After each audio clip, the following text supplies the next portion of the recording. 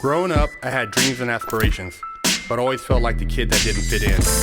For the most part, I wasn't a bad kid, but when I made the transition into adulthood, I turned to the streets for guidance.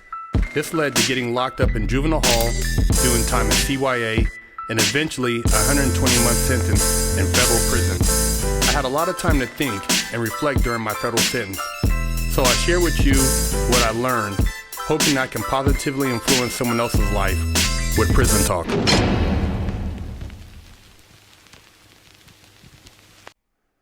What up?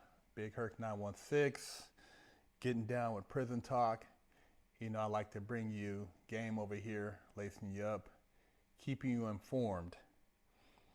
This article is from the Hudson County View, and it's about a week or so old, maybe a little bit older, but it's about the cannabis licensing in New Jersey for black people. Pain, outraged that New Jersey denied cannabis license to all black-owned businesses who applied. U.S. Representative Donald Payne Jr. is outraged New Jersey denied medical cannabis license to all 56 black-owned businesses who applied. I am outraged to hear that black-owned businesses have been shut out of the state's cannabis marketplace. Black users are 4 times more likely to be arrested for marijuana possession than white users, even though overall use for both groups is almost the same, Payne said in a statement. New Jersey has a chance to correct this inequality and allow people abused by the system to finally benefit from it with a fair distribution of cannabis business license. Instead, we are seeing the same inequality with these licenses that we see in marijuana arrest. Governor Phil Murphy promised that the state's cannabis industry would right the wrongs of the past as it concerns social justice. Now New Jersey needs to uphold this promise. Payne's comments come after the African American Chamber of Commerce said that black entrepreneurs have been excluded from New Jersey's cannabis business. Many black-owned businesses have been trying to get into the cannabis industry since 2012 when cannabis for medical purposes became legal in New Jersey. AACCNJ President and CEO John Harmon Jr. said in his own statement, "No black-owned businesses received a license back then, and none has received a license since the legalization of cannabis for recreational use thus far. It's a costly proposition for black license applicants to wait indefinitely while the CRC drags its feet in awarding licenses." So what you think about that, man? Huh? We in America. I thought we all had the same access and the same rights. Yeah, right. The game is biased. It's not equal for everybody. When you come with a certain skin tone, you ain't getting the same benefits, man.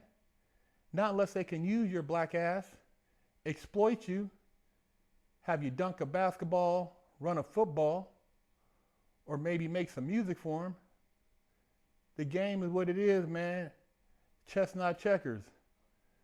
So what you do is you get your white partner. You got to have him go apply for the license for you. And you got to undercover partner with this cat so that you can break bread. See how the game is? The game hasn't changed, man, since Reginald Lewis owned Jet Magazine and created a $1 billion empire. If you haven't read his book, you should. It's titled, "Why Should White Guys Have All the Fun?" You know, when he used to go look for buildings to purchase, he used to act like he was the assistant to the gentleman he would have purchase the buildings so that he could actually make that purchase because they didn't want to sell to a black man. They didn't want to picture a black man with that much wealth, self-sustained, his own boss. See, it's cool as long as you don't outstep your boundaries. You got to know how to stay in your place, Negro. You ain't learned that? He recalled one time, he said in his book, driving to work in his Ferrari, and people were wondering, like, whose car was that? Who drove that Ferrari to work? How do you acquire that? You mean to tell me that this black man has a Ferrari? And the same thing happened with Bob Johnson that owned BET. You know, he was shining, doing his thing on the low. But then when they seen him on a documentary, his daughter is doing equestrian horse riding, you know, he balling, doing big things. They like, hold on a minute. You doing all this? We didn't know about this. We didn't know you were making these type of moves. You, hold on, man. You got to give us that. We want that.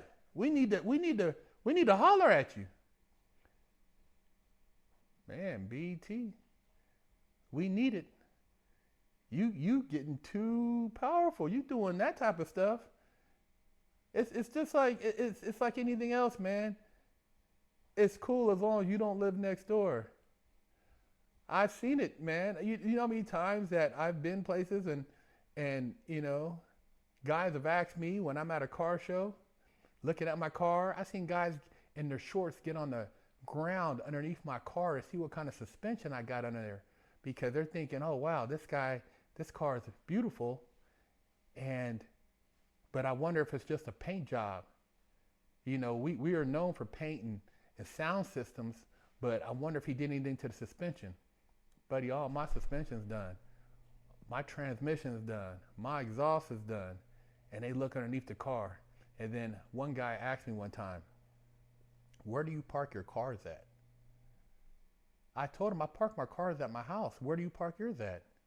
Oh, where do you live at? Where do you live at? You don't know me. You asking me where I live at for? See, that's the funny thing, man. We had to claw and scratch and climb to get our wealth. I wasn't handed shit. A lot of these brothers are self-made. See, when you got the torch passed down to you, all you got to do is not get high. You just got to stay off the dope.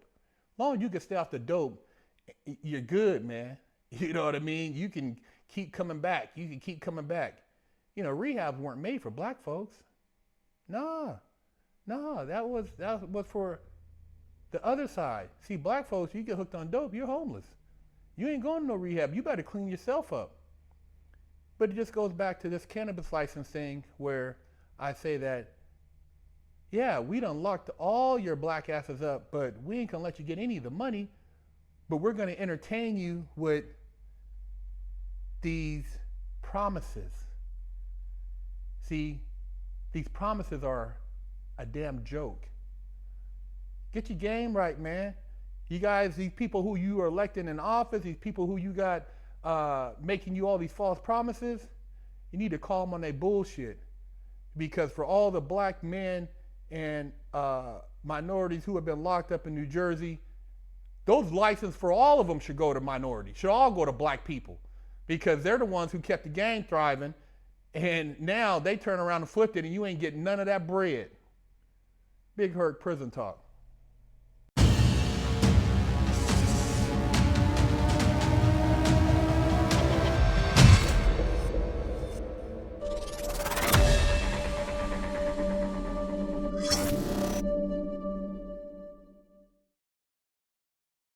I'm Big Hurt, and I have over a decade of experience in the prison system. Yeah, I've done a lot of time, made a lot of stupid mistakes, but that's why I'm here with you today, educating you on the Mastermind program by Fresh Out. See, they don't give you a manual when you go to jail on how to survive. They don't tell you how to go take a shower, where to sit at when you go to chow, what to do when you have mail call, how to handle your commissary. See, we cover that and a multitude of other topics that are very important, because if you do the wrong thing, you can get your damn wig split. We have over 100 million views as of date on our YouTube channel, but we've put and condensed all this knowledge into this Mastermind program so that you can provide your client with a winning chance. Do yourself a favor and your client a favor and sign them up for our program, so they don't have to get their wig split and they can make it out alive.